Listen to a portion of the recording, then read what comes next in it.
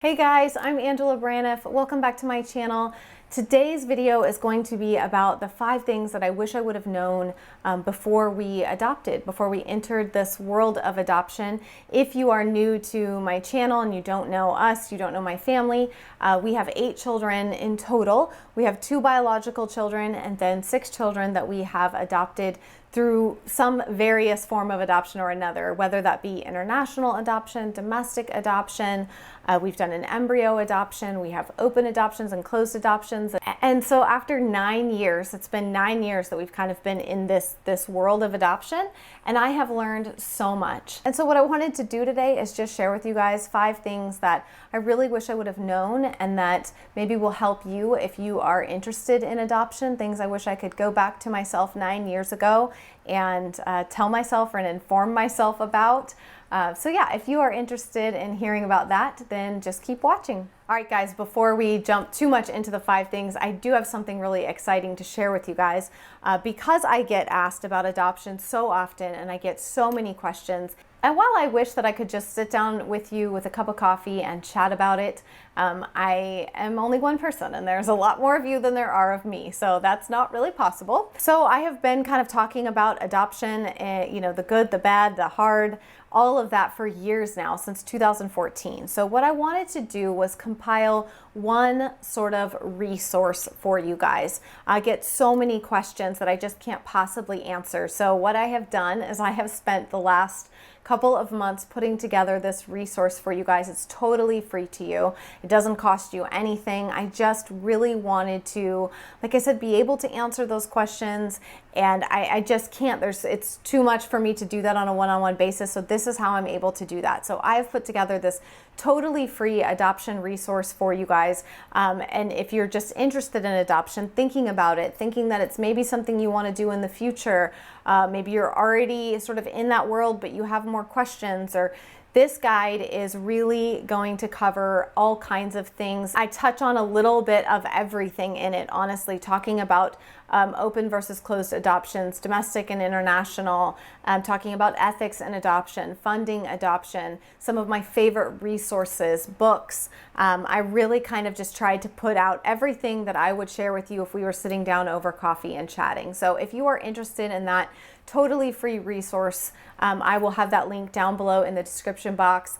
But now let's go ahead and jump into the 5 things that I wish I would have known. First thing I wish I would have known is how this dry air was going to dry out my skin and make me feel like a scaly alligator. One of the first things that I wish I would have known is that, and don't jump out of this video, keep listening, but love is not always enough. And I know that that sounds really harsh, but just hear me out. I think that a lot of times we go into relationships with other people believing that if we just love them enough, we can fix them, we can heal them.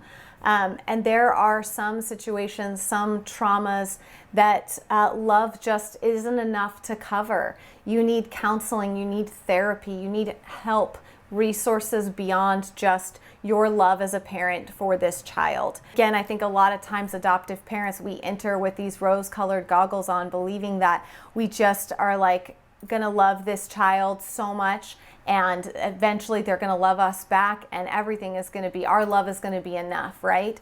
And sometimes it's just not, and you need more help, you need more resources, and that's okay. It doesn't make you a failure as an adoptive parent.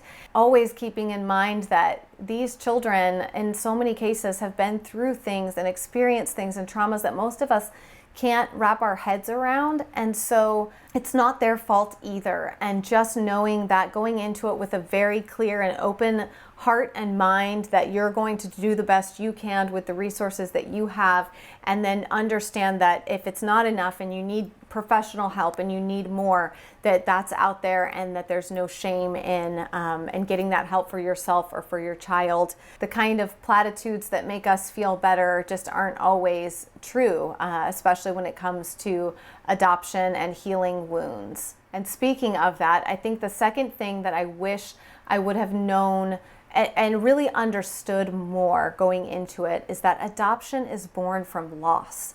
We talk so much about the beauty of adoption, and it is beautiful, and I obviously love adoption.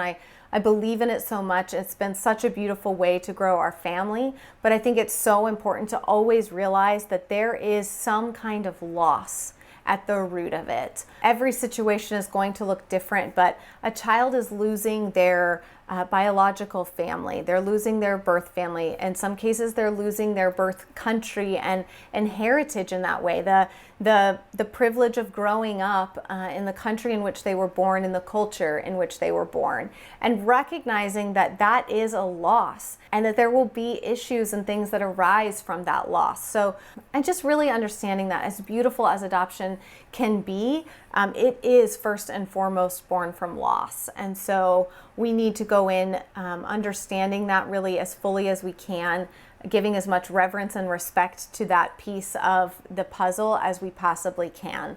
I think that makes you a better adoptive parent.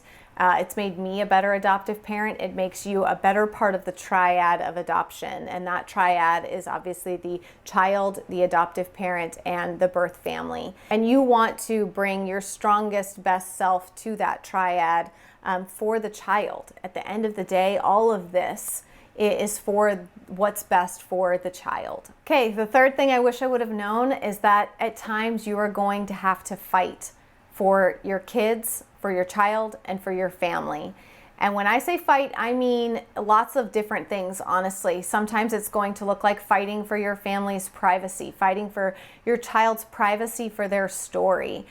There will be well-meaning family members who want to know more. They want to ask questions. They want to know why did the child's birth mom decide to place them for adoption? Why did this not work out, or that, or whatever? And protecting your child's story, I didn't know in the beginning how important it would become. And so just knowing that as an adoptive parent, like that is, you're taking that on. You're putting that, bearing that brunt on your shoulders to, especially, when your child is very young, to protect their story, to protect them. So you're going to have to fight for that, because in some cases, friends, family, people at church, they're going to have questions, and sometimes they're going to be insulted that you won't share the information. And you have to be able to defend that decision and feel good about it.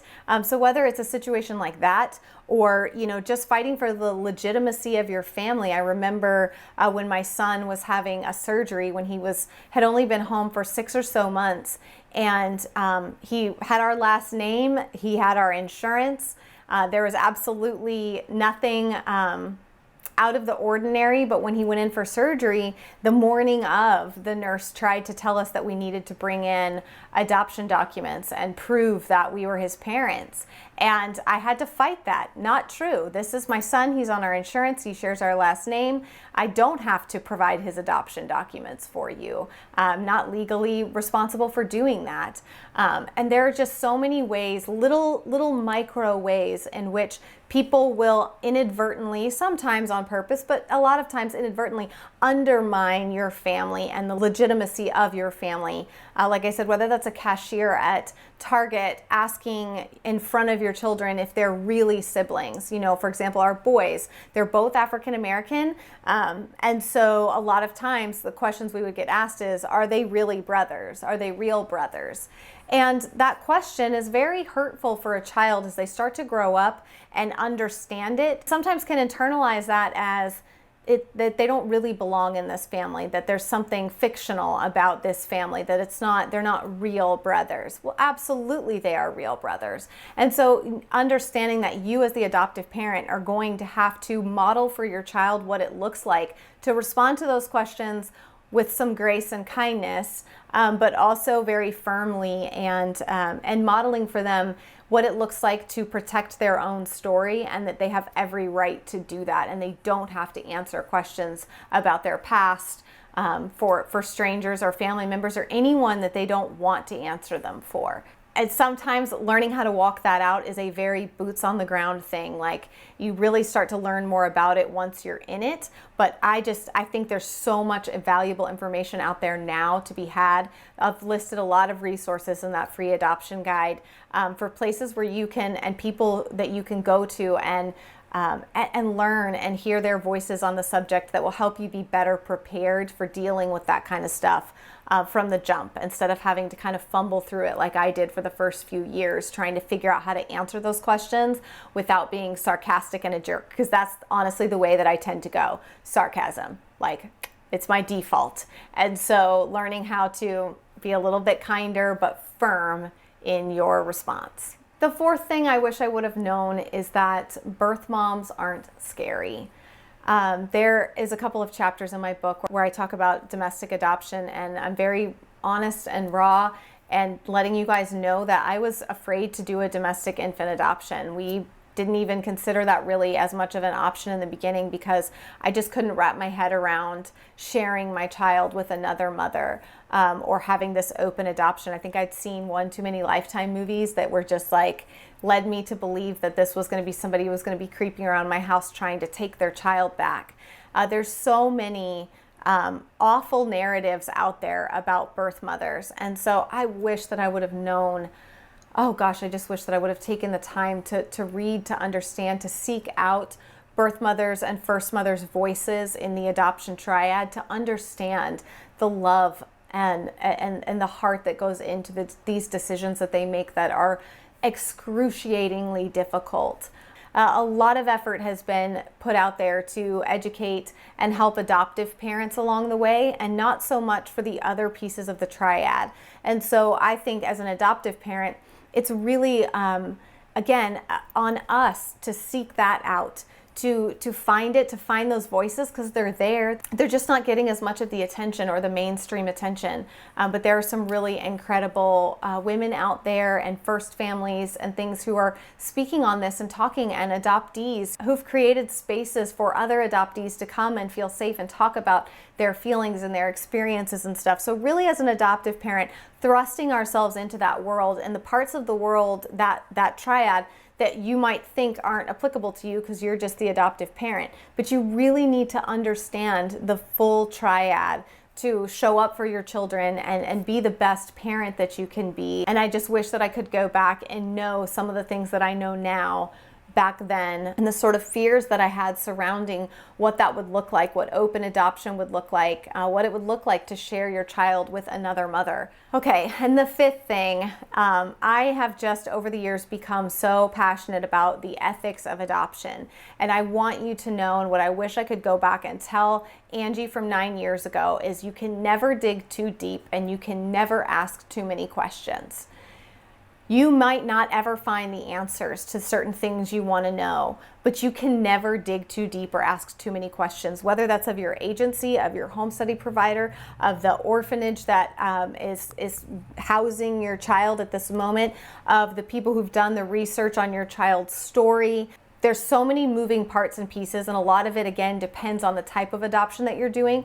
But don't feel like you can't ask those questions, because guess what? Someday your child is going to ask those questions to you, and you want to be able to give them as much of their story as possible. You want to be able to give them truth and honesty, and you want them to know that you did everything you could to ensure that your adoption of them was ethical, and that, you know, the reality is there are a lot of unethical adoptions, and between international adoption and domestic adoption, there are children who are stolen and sold, and you as the adoptive parent, I'm certain, would never want to partake in that. So knowing that you can push probably even farther than you realize, and that you should push even farther than you realize, into making sure that you have as much information as possible before you move forward with an agency or with a situation. Just ask questions. So without going into too much detail, obviously there's a lot of personal things here, but I just want to reiterate that you just can never dig too deep or ask too many questions. Your child is relying on you to do that. You want to be able to give them as much truth and as many pieces of their puzzle as you can. All right, so those are kind of the 5 things that I wish I would have known. Obviously, there's a lot more sort of stirring and brewing in here, But those are sort of the 5 main things that jump to mind when I think about it. Like I said, if you want to know more, if you want to dig deeper and you're thinking about adoption, don't forget to check out that free resource guide that I've created for you guys. I'll link that down below. That's it for today's video. I hope you guys enjoyed. I don't usually make a lot of adoption content here, but I know that so many of you have found us over the years and have found me over the years through being interested in adoption. Hopefully you found something in this video helpful, but that is it for today. I hope you all have a wonderful day. Thank you again for spending some of your precious time with me. As always, it means a lot to me when you guys take time out of your very busy day and life to spend a few minutes with me. I appreciate y'all very much. That is it for today's video, and I will see you guys again very soon. Bye.